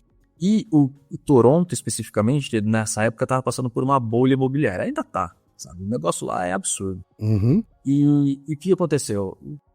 Existiu uma série de coisas aí que envolvia esse ambiente laboral, né, esse ambiente de trabalho, e uma certa instabilidade de se manter num lugar, de conseguir pagar aluguel, cara.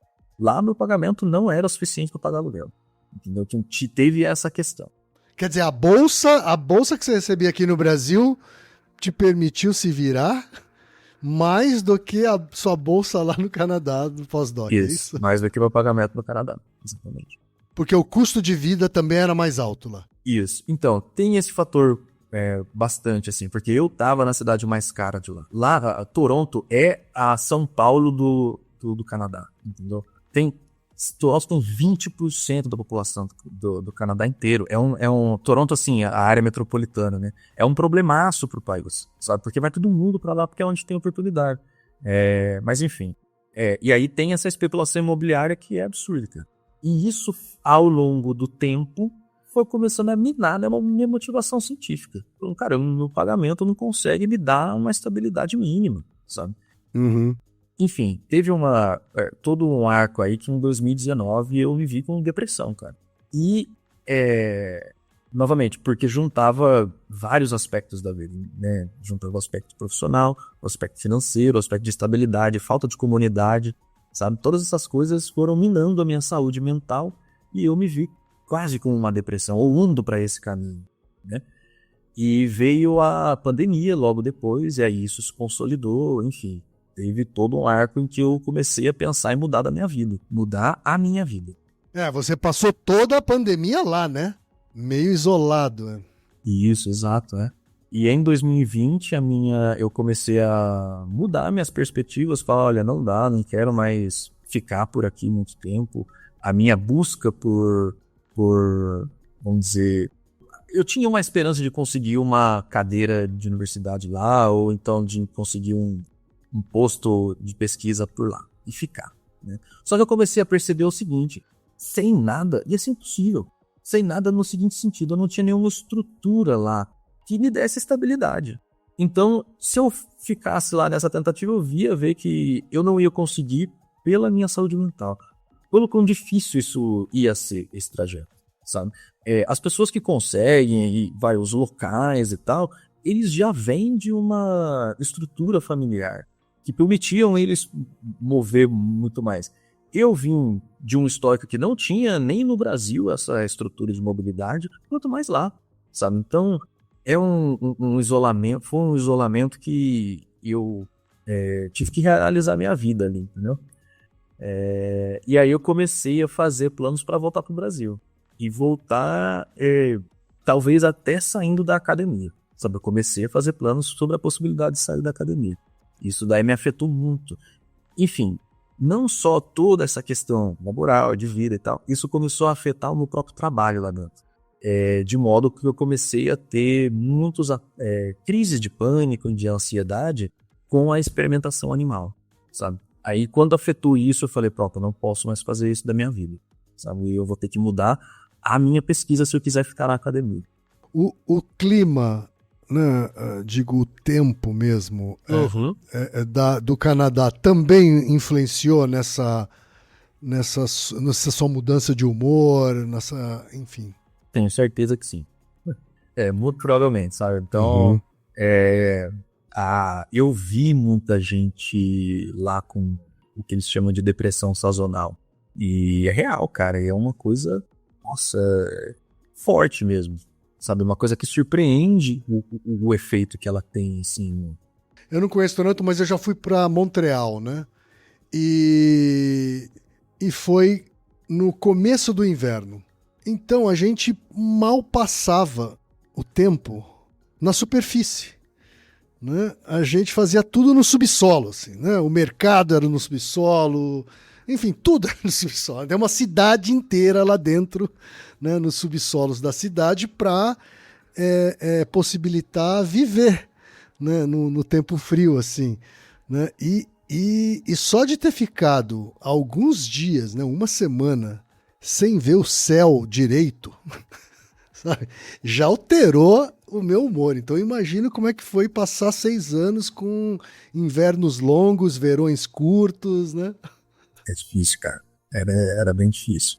E eu via, assim, que... eu não sei, cara. Eu acho que eu comecei a entrar em muitas piras lá com isso, sabe?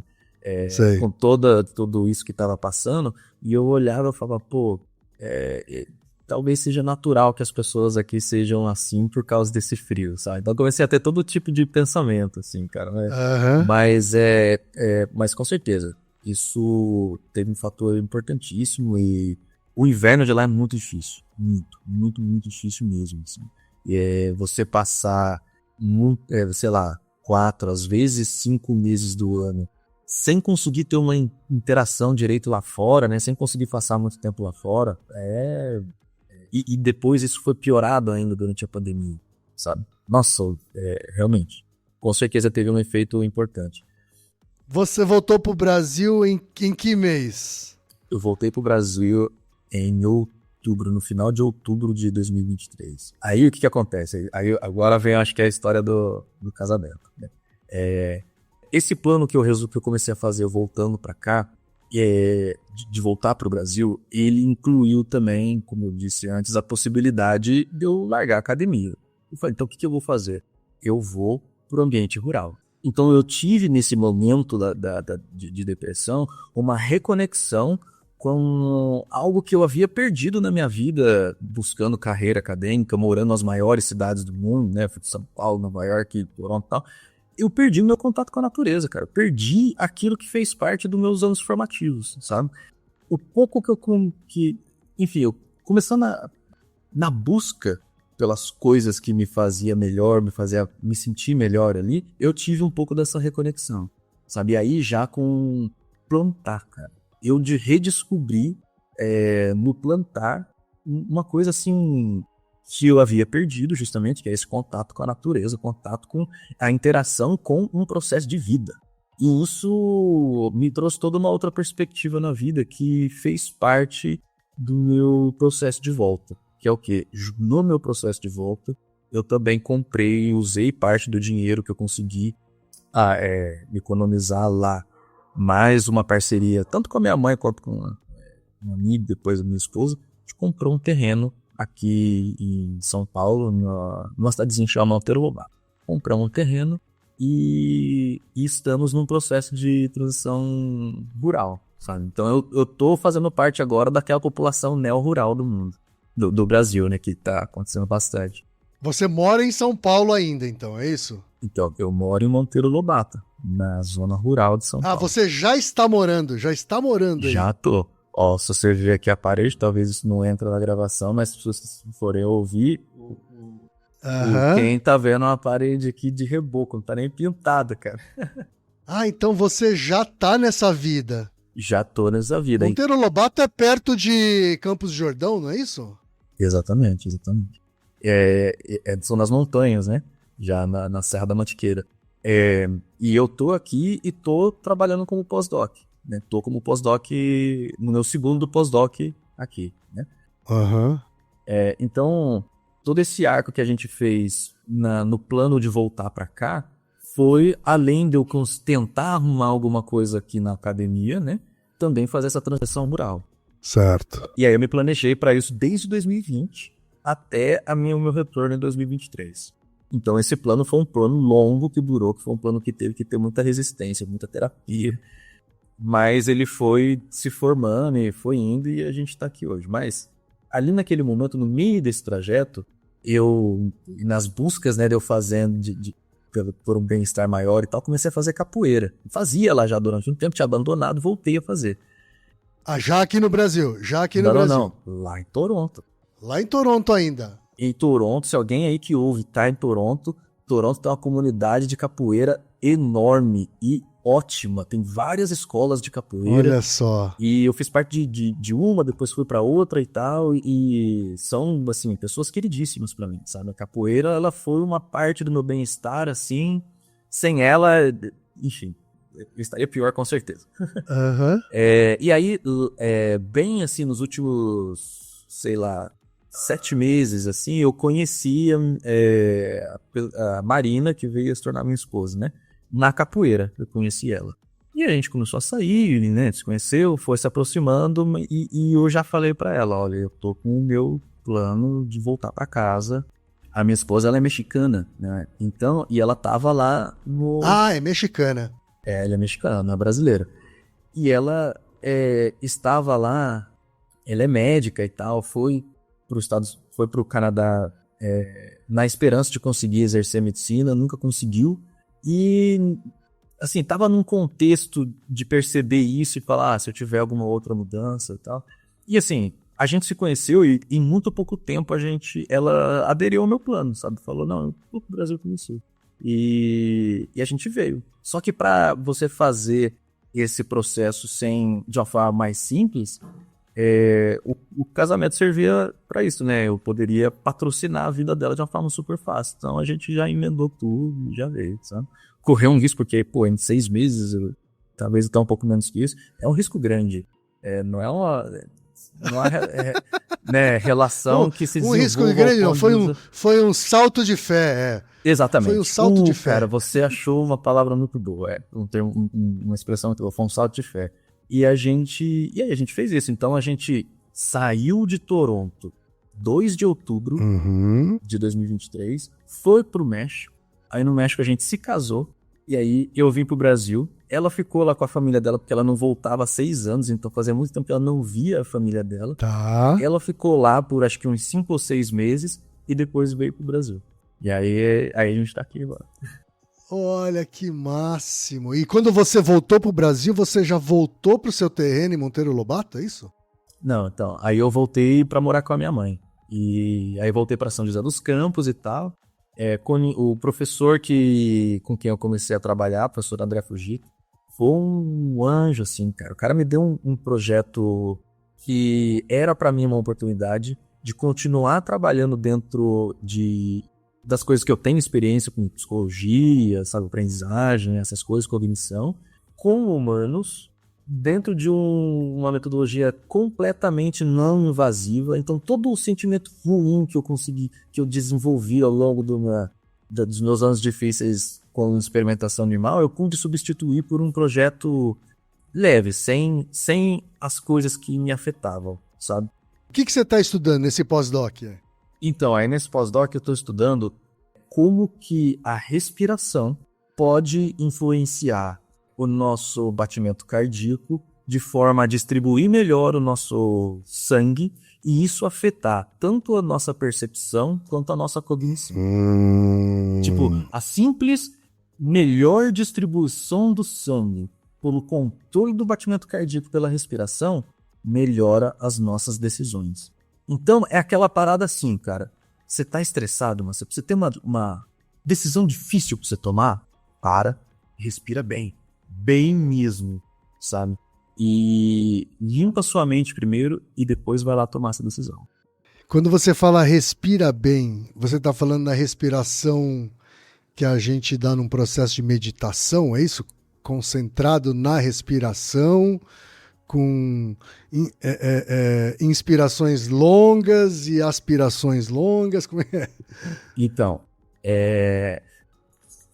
sim, mas eu vou trocar a palavra meditação pela palavra exercício respiratório, tá? Porque meditação pode incluir outras coisas que eu pretendo estudar também, né? Dentro do contexto de meditação. Meditação, geralmente, ela tem um contexto contemplativo que é diferente de um simples exercício respiratório. Sim, sim.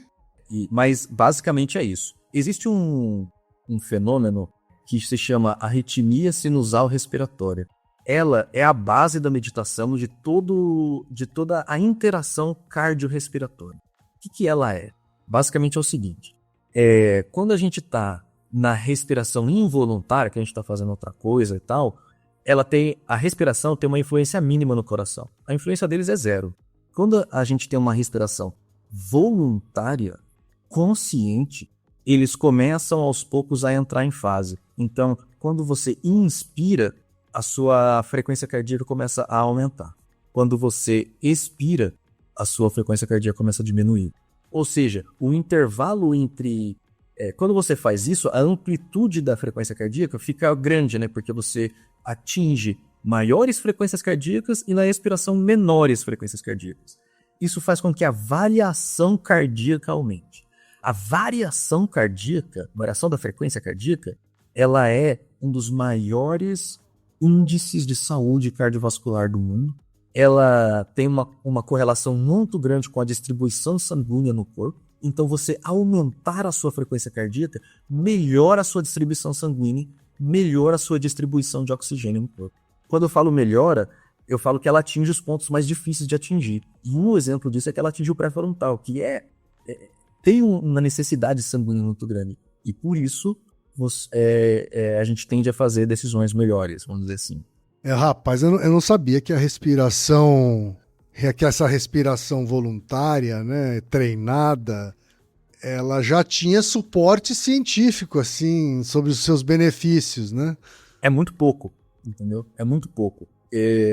Na verdade, o que acontece é assim, você tem pessoas que têm um nível basal de variação cardíaca alto, elas em geral têm uma melhor qualidade de vida, elas em geral fazem mais exercício, ou seja, o coração delas, ele no descanso, ele pode bater mais lentamente, porque a potência dele de se bater rápido quando ele precisa, tá lá, sabe? Então, quando a pessoa se engaja num esforço físico, o coração dela pode ter um salto, ele é mais forte, ele vai poder fazer isso. E quando ele tá no repouso, ele pode bater mais relaxado. A respiração da pessoa que faz atividade física é diferente, sabe? E que faz respiração também, porque o processo da atividade física, ele é o processo inverso do exercício respiratório. A atividade física, ela eleva o seu metabolismo para fazer esforço, né? Isso quer dizer que por esse determinado momento, você vai diminuir a variação cardíaca. Você vai elevar a frequência. Quando você faz a respiração, você aumenta a variação cardíaca diminuindo em média, né? Você aumenta a amplitude, ou seja, ela vai para cima, vai para baixo, mas a média da frequência cardíaca vai diminuindo. Como é que eu posso colocar um paralelo disso com a questão da crise climática? A gente fala na crise climática em mudanças de temperatura, né? Mudança de temperatura média de 1,5 e tal. Essa é a média, mas a variação, a amplitude dos eventos fica muito maior. Você tem mais calor, mais evento de frio, mais chuva. Então, óbvio, para o clima isso não é bom, porque o clima, para a gente, ele estava melhor, mas para a gente, essa maior amplitude na frequência cardíaca é bom. Uhum. É um sinal de saúde. Na verdade, queria só colocar uma coisa aqui. Uma das maiores, se não a maior, causa de mortes no mundo hoje é por falhas cardiovasculares. E é por falhas cardiovasculares porque o estresse prolongado ao que as pessoas são submetidas às suas cargas diárias de trabalho deixam elas em posições fisiológicas e imunes mais baixas, mais vulneráveis. E aí eventos fortes que testam os limites do seu coração acabam te matando.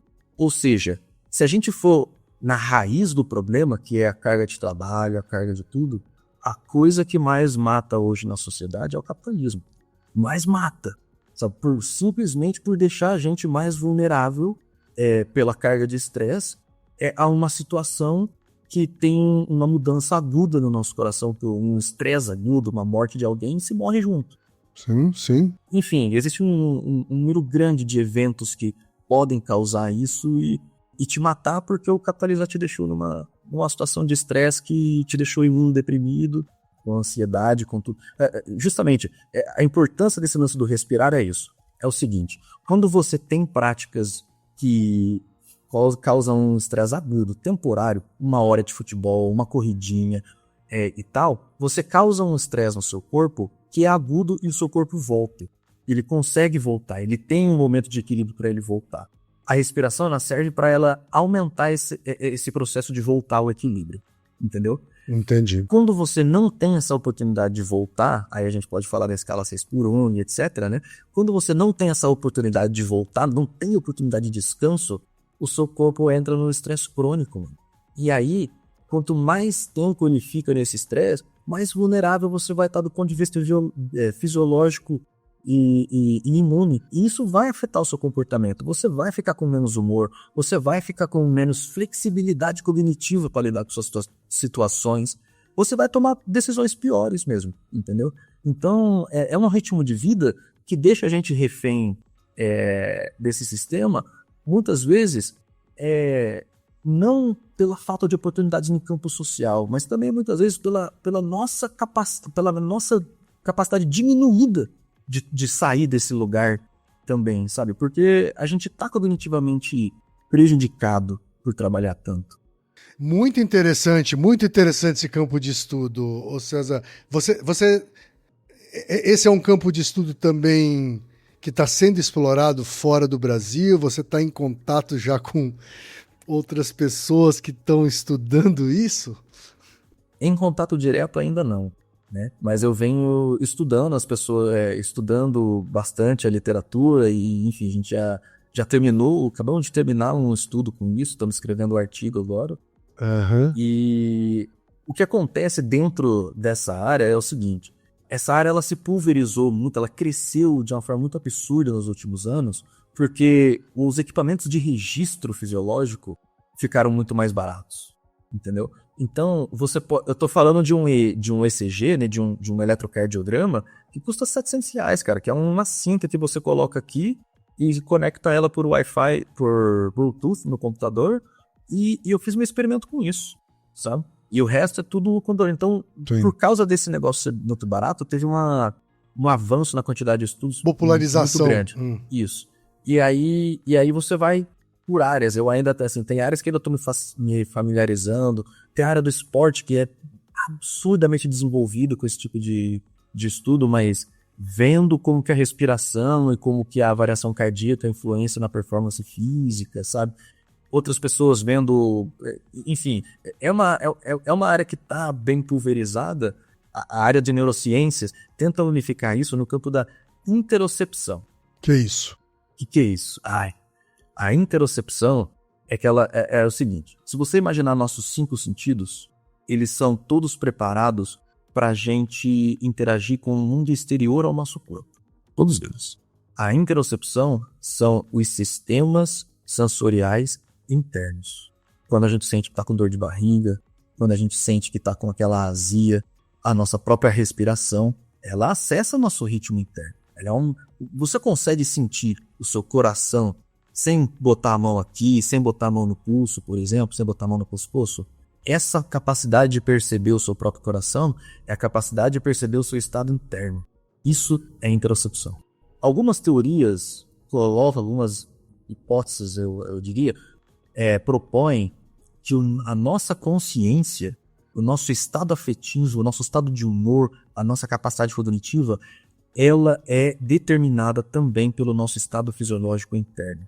Então, se fisiologicamente, internamente a gente não está bem, isso vai afetar um comportamento, um componente afetivo do nosso pensar, um componente emocional ou cognitivo do nosso comportamento ali, da nossa capacidade ali no momento. Foi claro? Sim. Foi claríssimo. É uma mudança. Eu acho que o interessante é que você mudou sua área de estudo por uma coisa que conversa mais também com o seu novo estilo de vida, né? Exato. A minha esperança, minha maior vontade agora é conseguir estudar experimentalmente justamente a interação com elementos naturais, sabe? Interação, sei lá, numa trilha, por exemplo. Imagina se você colocar alguns eletrodos na pessoa e vai acompanhando ela numa trilha, gravando o comportamento, ver com o que ela interage, com isso. A interação complexa, tipo, do indivíduo com um ambiente que já por si só é super complexo, isso é muito estimulante pra gente. Essa é a minha ideia do porquê. Tem algumas coisas que falam sobre bem-estar, né? Uma trilha na natureza aumenta o bem-estar, não sei o que. Eu tenho as minhas ideias, as minhas hipóteses do porquê que isso acontece, e elas estão justamente nessa riqueza de interação, sabe? A riqueza de você poder, de possibilidades de interação que você tem ali. Sim. E você olhar para elas, entender todas elas. Enfim, a gente podia estar falando isso sobre uma cidade também, né? Mas é que a interação com a cidade, ela é diferente, né, cara? Claro. Então, e isso são coisas que eu quero que você traga evidências científicas para esses fenômenos. Você deve conhecer também, tem uma expressão em japonês, né, que é Shinrin-yoku, que é banho de floresta. Né, que é um hábito que muitos japoneses têm né, de ter contato com uma floresta, ter contato com uma árvore, uma área muito arborizada, né, e ter isso diariamente. Né? Pessoas que têm isso diariamente, né, dizem ter mais sensação de bem-estar do que as pessoas que não têm. Né? Então, se a gente tiver evidências científicas de hábitos como esse, de comportamentos como esse, né, eu acho que vai ser muito bem-vindo, viu, César? César, eu queria te agradecer demais. A gente estourou nosso tempo aqui, mas não tem problema. Foi muito legal te conhecer pelo Naruhodô Entrevista. Altair sempre falou muito bem de você.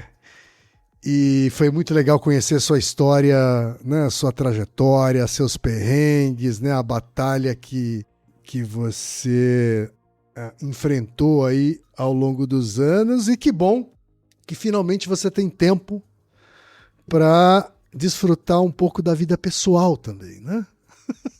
Exato. Eu que agradeço, Ken. Eu sou um ouvinte do Naruhodô desde... Eu lembro que eu fiz a pergunta número 100. O programa número 100 foi com uma pergunta minha de política e genética. Então. Não, e sempre gostei muito do Naruhodô, eu sempre acompanho aí. E poder participar dele assim foi muito bom.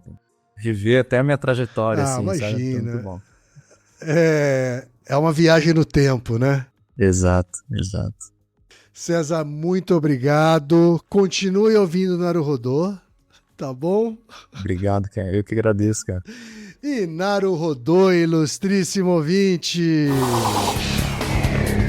E você já sabe, aqui no Naruhodô, quem faz a pauta é você. Você tem alguma pergunta pra gente ou quer comentar algum episódio? Escreva pra nós. podcast@naruhodô.com.br. Repetindo? podcast@naruhodô.com.br. E lembre-se, mande nome completo, idade, profissão e a cidade de onde você está falando. É isso aí. Naruhodô. Esse podcast é apresentado por b9.com.br.